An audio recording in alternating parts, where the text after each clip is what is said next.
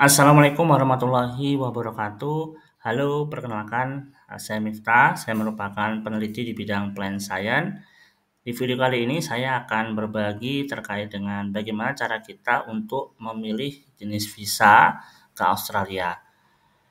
Di layar saya sudah saya ketikkan di mesin pencarian jenis visa ke Australia. Di sini akan muncul beberapa pilihan terkait dengan website yang memberikan informasi jenis-jenis visa yang bisa kita apply ke Australia. Saran saya, kita bisa memilih di bagian ini. Jadi ini merupakan daftar persyaratan permohonan untuk jenis-jenis visa yang bisa kita apply ke Australia. Yang pertama, ini ada sub kelas 101 visa anak, kemudian 102 visa adopsi, hingga di sini ada cukup banyak jenis visa, ada sampai visa 771 transit.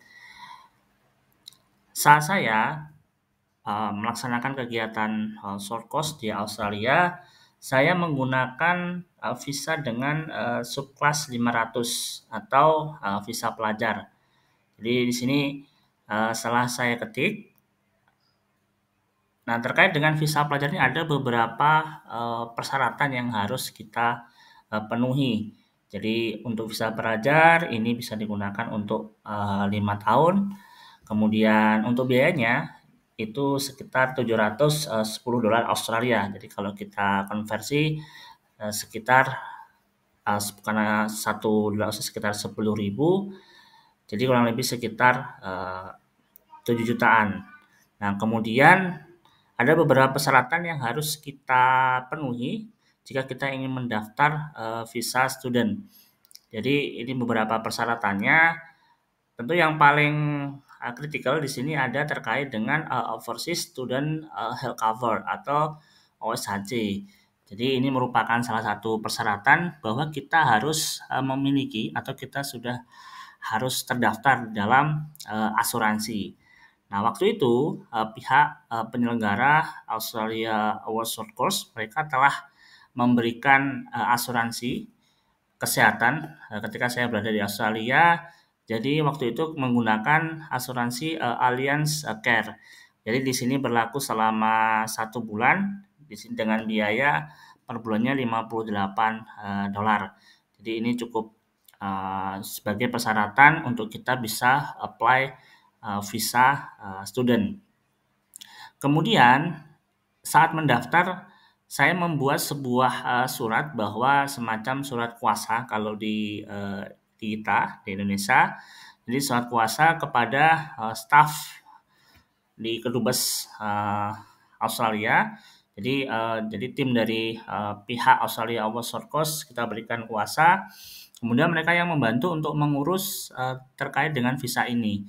Karena untuk terbitnya visa, terutama visa Australia ini tidak mudah dan tidak semua orang bisa diterbitkan dan memang seleksinya cukup ketat.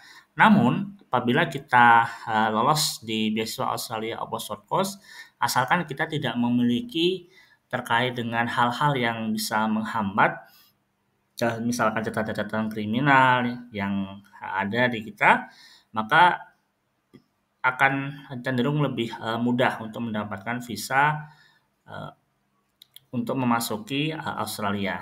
Nah, di sini adalah contoh visa yang telah terbit. Jadi waktu itu prosesnya kurang lebih sekitar mungkin kurang dari 1 bulan. Jadi visa ini sudah bisa diterbitkan dan memang terkait dengan visa ini sesuai dengan keterangan yang ada di sini terkait dengan waktu itu bervariasi. Ada yang cepat, kemudian ada juga yang lambat. Jadi tergantung kelengkapan dokumen kita dan tentunya di dalam pengajuan visa antara setiap data itu harus sama. Jadi misalkan data dari kakak, kemudian dari akte itu harus sama. Dan sebaiknya kita berikan atau mungkin seharusnya kita berikan data secara jujur tanpa dibuat-buat.